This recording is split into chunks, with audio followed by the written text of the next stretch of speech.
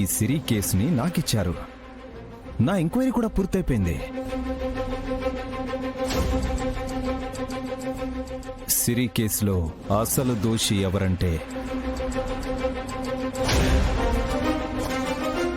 ఇతనే.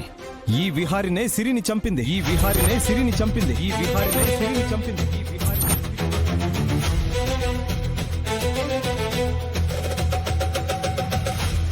సార్, మీరేం మాట్లాడుతున్నారు? అసలు నేను సిరిని చంపడం ఏంటి? నా దగ్గర సాక్ష్యాధారాలన్నీ ఉన్నాయి.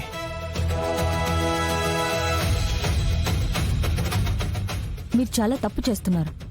నేను డ్యూటీ చేస్తున్నాను. సిఐ సంధ్య మిమ్మల్ని ఈ స్టేషన్ నుంచి వైజాగ్ రూరల్ స్టేషన్ కి ట్రాన్స్ఫర్ చేశారు.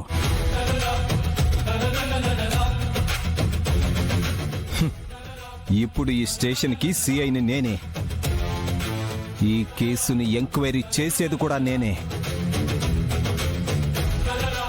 ఈ ముద్దాయిని అరెస్ట్ చేసేది కూడా నేనే.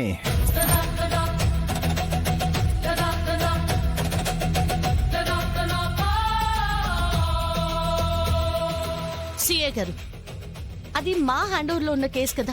ఇప్పుడు ఆ కేసు నా హ్యాండ్లోకి వచ్చింది. సార్, మీరు అన్యాయంగా నన్ను అరెస్ట్ చేస్తున్నారు. నాకు ఈ కేసుకి ఎలాంటి సంబంధం లేదు. సంబంధం ఉంది. స్టేషన్కి రా, అక్కడ అంతా మాట్లాడుకుందాం.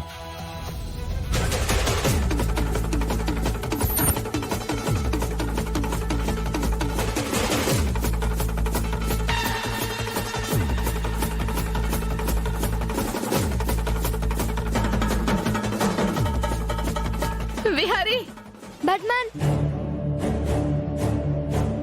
సార్, ఇది అన్యాయం సార్. ఒరే విహారీ, నిన్న అరెస్ట్ చేస్తున్నారేంట్రా? అమ్మా, మీరు కంగారు పడకండి అమ్మా. నేనే తప్పు చేయలేదు, చెయ్యను కూడా. కానిస్టేబుల్స్, ఇతన్ని జీపెక్కించండి. అయ్యో విహారీ, విహారీ, పల్చేడి. అయ్యో నాన్నా.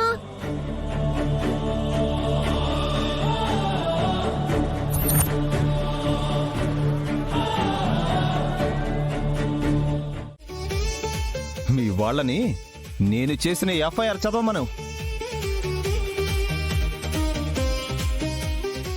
ఇదిగోండి, ఈ ఎఫ్ఐఆర్ కాపీ చదవండి. నేను సబ్మిట్ చేసిన సాక్ష్యాలు కూడా చూడండి. తీసుకోండి.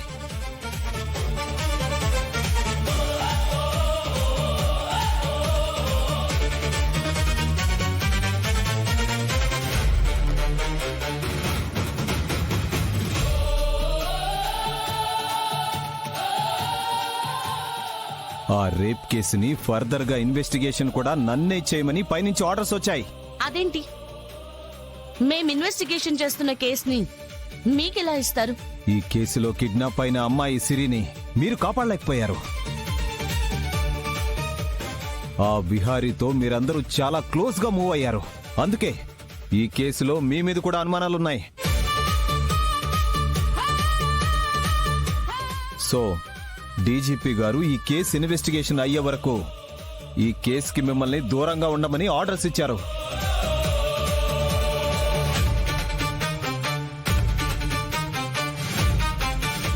ఇవిగోండి.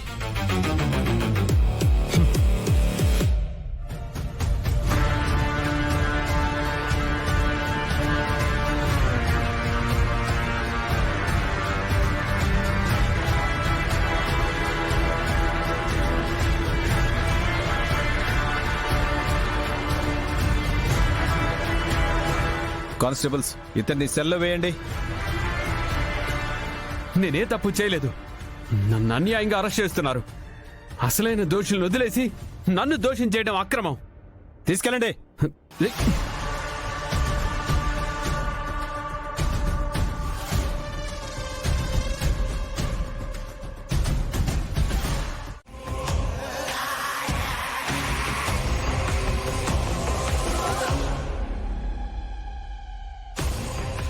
సుభాష్, ఈ సిరి కేసులో విహారీని ఎలాగైనా ఇరికించాలి.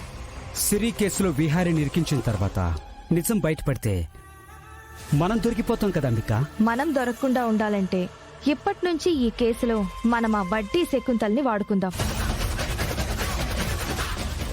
ఓ, ఆ వడ్డీల శకుంతలకి ఆ సిరికి పడదని బయట కూడా అనుకుంటున్నారు. ఈ కేసులో శకుంతల్ని యూజ్ చేసుకుంటే బిహారీని అరెస్ట్ చేస్తారు, విచారిస్తారు. సాక్ష్యాలన్నీ మనం శకుంతల త్రూ విహారీనే చేశాడన్నట్టు రెడీ చేస్తే విహారీకి ఈ కేసులో ఖచ్చితంగా శిక్ష పడుతుంది. ఒకవేళ విహారీకి శిక్ష పడకుండా విహారీ ఏ తప్పు చేయలేదని బయటపడినా మన చేతికి మట్టి అంటుకోదు. అంతే కదా నీ ప్లాన్? అవును, ఎగ్జాక్ట్లీ నా ప్లాన్ ఇదే. అయితే ఈ కేసులో విహారీ అరెస్ట్ అవుతాడు, శిక్ష పడుతుంది. లేకపోతే ఈ కేసు, ఈ శిక్షలు అన్నీ ఆ శకుంతల మెడకి చుట్టుకుంటాయి. అంబిక, అంతా మనం ప్లాన్ చేసినట్లే జరుగుతుంది. అలా జరిగితేనే విహారీ దోషిగా ప్రూవ్ అయ్యి జైలు శిక్ష అనుభవిస్తూ జైల్లోనే ఉంటాడు. ఇక్కడ వాళ్ళ నాన్న కంపెనీని మూసేసి మా బిజినెస్లన్నీ నా చేతుల్లోకి తీసుకోవచ్చు. ఇప్పటి నుంచి చాలా జాగ్రత్తగా ఉండాలి. ఎందుకంటే ఈ కేసులో జేడీ కేడీలు కూడా ఉన్నారు.